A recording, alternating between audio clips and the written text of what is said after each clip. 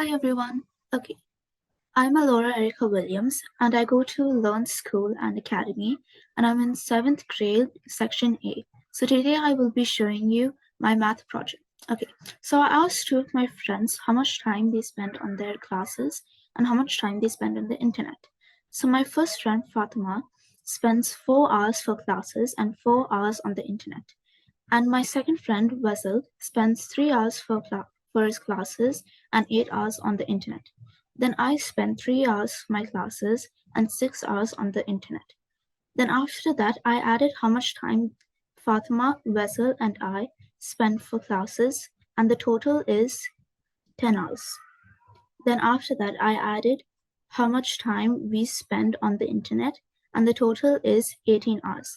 After all of that, I multiplied 10 and 30 because there is 30 days in a month, and I got 300 hours. So that's how many hours spent in a month for classes. Then I multiplied 18 and 30, then I got 540. So that's how many hours spent on the internet in a month. Anyways, that's it. Thank you so much for watching. Bye.